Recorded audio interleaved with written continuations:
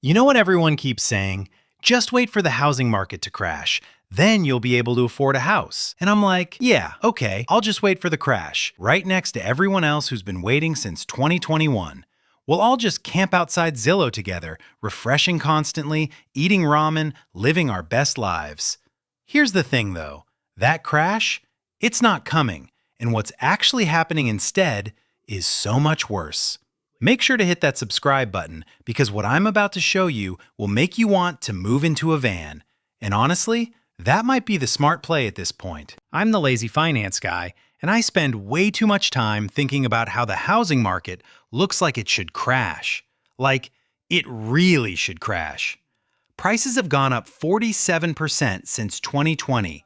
The median home costs 6 times what people actually make. Mortgage rates are at 7%. Which is basically like paying interest on your interest. So everyone's thinking, this is obviously a bubble. Any day now, houses will be affordable again, and I'll finally get my white picket fence and crippling debt like a real American. But here's the problem. You're not competing with other people anymore. You're competing with corporations who have more money than God. Let's talk about who's actually buying houses right now. Spoiler alert, it's not you. It's not your friends. It's not even that guy from high school who posts LinkedIn updates about his entrepreneurial journey. It's BlackRock. It's Invitation Homes. It's corporations with names that sound like law firms run by robots. In 2023, institutional investors bought over 90,000 single-family homes. That's tripled since 2020. They're buying houses like I buy groceries, except they're not crying in the checkout line about inflation. In some markets, they're buying 30% to 40% of all available homes. So literally, 1 out of every 3 houses gets bought by a corporation whose CEO you couldn't pick out of a lineup. BlackRock has $10 trillion under management. Trillion with a T. That's more money than you, me, and everyone we know will make in our combined lifetimes. Times 1,000. When they want your dream home, they just buy it, like buying a coffee, except the coffee costs $450,000 and you'll never drink it because it's an investment vehicle. So why do these corporations want to own a bunch of suburban houses? Are they planning to live in all of them? Start a really exclusive neighborhood watch? No. It's because real estate is basically a money printer for rich people. Here's how it works. They borrow money at like 3% or 4% because banks love lending to corporations.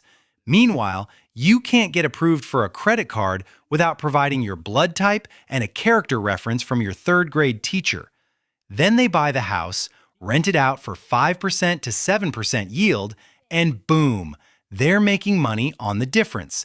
It's called arbitrage, which is just a fancy word for making money while doing absolutely nothing. But wait, there's more. Like a bad infomercial, except it's your economic future. Housing prices go up about 4% per year. So they're collecting rent every month and the house is getting more valuable. They're double dipping. They're the kid who takes 2 cookies when mom said 1. And the best part? They don't even care if prices dip 10% or 15% short term, because they're not flipping houses next year. They're holding for 20, 30 years. They're playing chess while you're trying to figure out if you can afford checkers. All right, so why isn't this whole thing crashing like it did in 2008? Because in 2008, regular people couldn't afford their mortgages. They were stretched too thin, the economy tanked, everyone panicked, and houses became cheap again for like 5 minutes. But now, everyone who owns a house has a mortgage at 3% or 4%. They refinanced during the pandemic when rates were basically free money.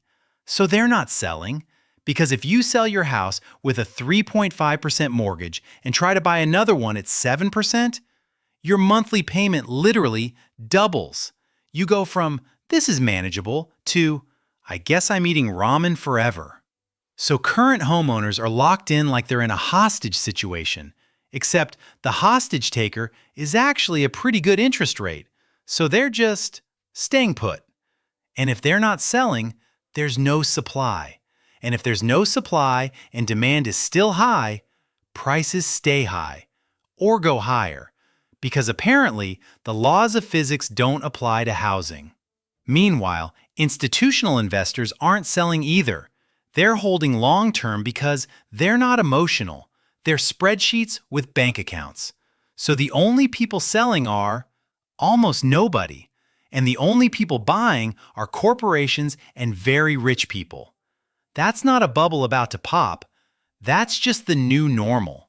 Which sucks, but hey, at least we have TikTok. Let me show you some math that will ruin your day. The median home price right now is about $420,000. Nice. To buy that house, you need 20% down.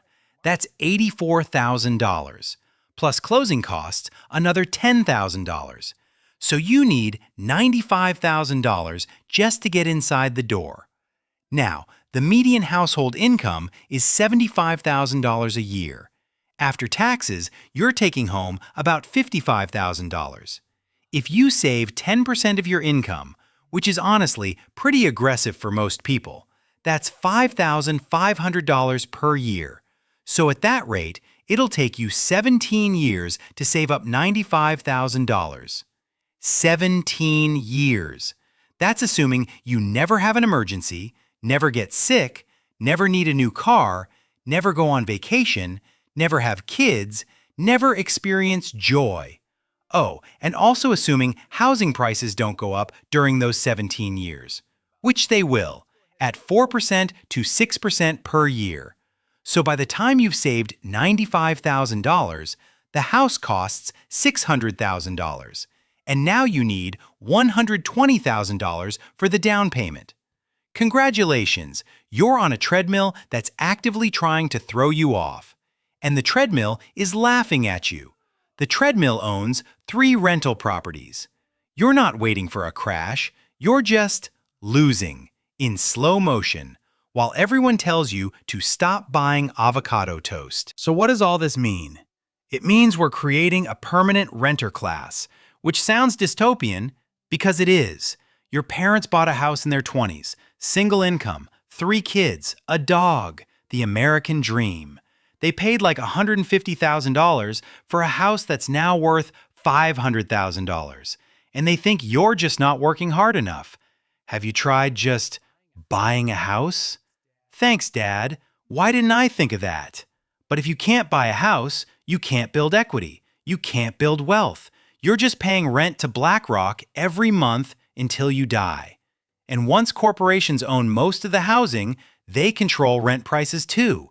They can just raise rent, because where else are you going to go? Back to your parents' house? Oh wait, BlackRock bought that too. This isn't a conspiracy theory, this is just capitalism doing capitalism things. The people with money make more money.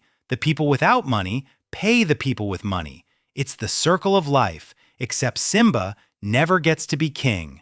Simba rents a 1-bedroom in a bad part of the Pride Lands and complains about it on Reddit. Look, the housing market isn't crashing, it's being bought by corporations who see your dream home as line item B7 in their Q3 portfolio review. If you're sitting around waiting for prices to drop, you're not being patient. You're just watching the door close in real time while someone tells you it's actually fine. This isn't about working harder or saving more. This is about the game being rigged before you even sat down to play. So what's your plan? Keep waiting for a crash that isn't coming? Or accept that maybe, just maybe, we're all going to be renters forever and start planning accordingly? Let me know in the comments. And if this video made you laugh to keep from crying, hit that like button and subscribe. The housing market isn't broken. It's working exactly as designed. The design just sucks for you specifically. Welcome to 2025. At least the memes are good.